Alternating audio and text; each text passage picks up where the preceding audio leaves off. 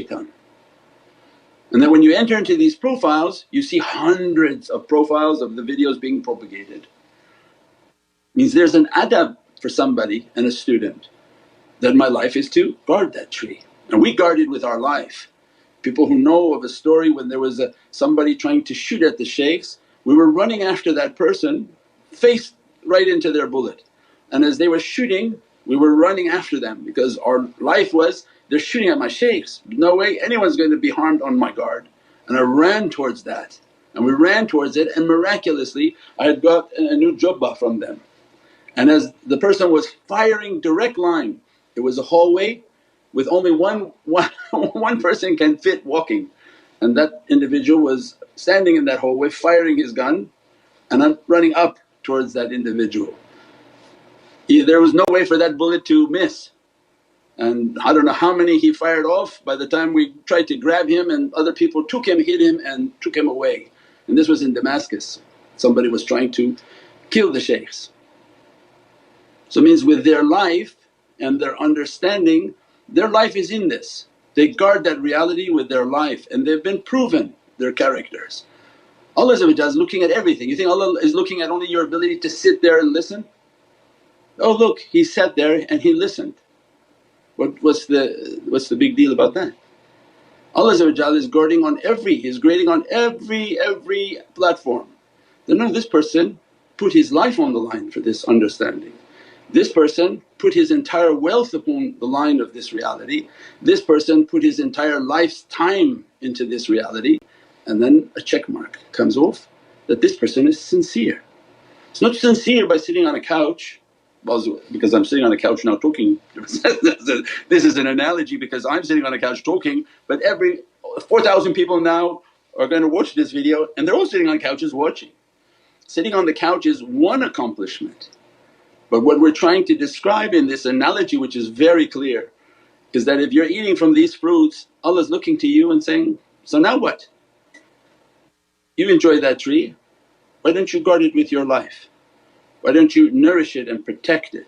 Why don't you make sure that you safeguard it to show your respect and your love for it?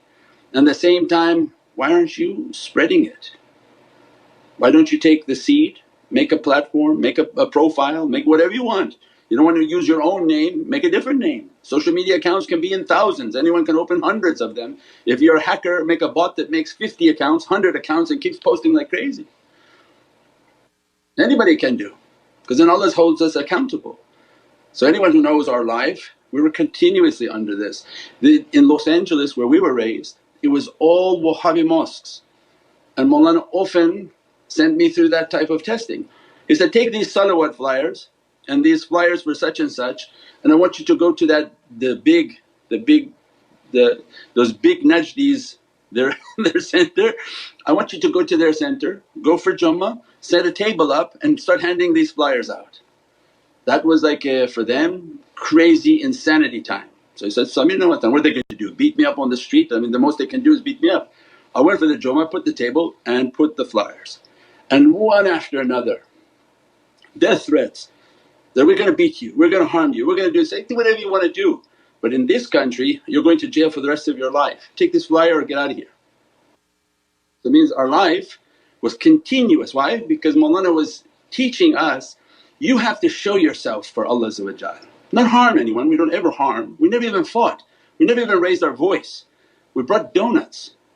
He even sent me to a Wahhabi conference, and by their table and their booth, because they had big conferences, 5,000 people, they had a business booth area where all the businesses could buy a booth. He said, secretly buy a booth, don't say what it's going to be on it. We bought the booth. He said, now I want you to go sell salawats. Take your salawats, take your salawat player and sell salawats in the booth.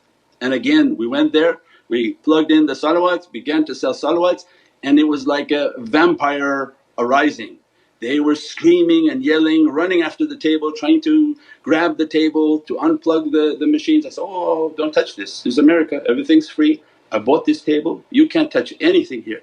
They had to call the security, they had to call the police, until the police came and said, what are you doing? I said, I bought the booth, these people are crazy. I'm playing and selling Middle Eastern praises.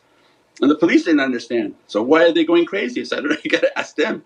They're supposed to be peaceful people, they claim. Ask them why they're going crazy. So again, we were tested, go sell this, go do that, go do that. So it was never harming anyone, because people may hear this and think, oh we have to confront people. No, we didn't confront anyone. We played beatific praisings, and those Wahhabi people were going crazy from that. But our life was tested, we were tested in what we believed. As a result, we only know one way of teaching, the way that was taught to us. And from what we achieved by that teaching, then this is our purpose in life, is to teach a similar understanding. That people have to show to Allah that they believe, that they love, they support, they surround that tree.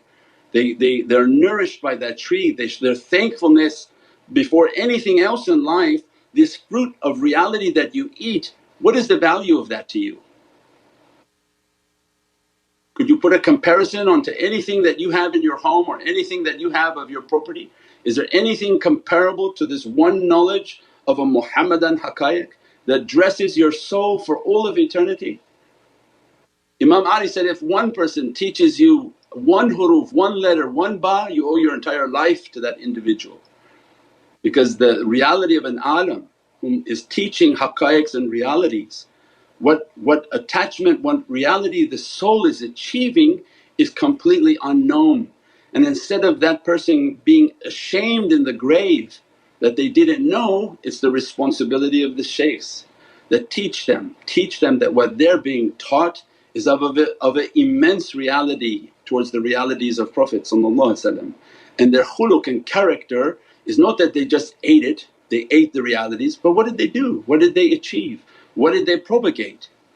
And that's why their life has to have a khidmat, not just they said even if the shaykh is with you or not with you, it makes no difference. There's 5,000, 10,000 that are never around the shaykh and they're busy, they're active, they're propagating, they're doing whatever they can do.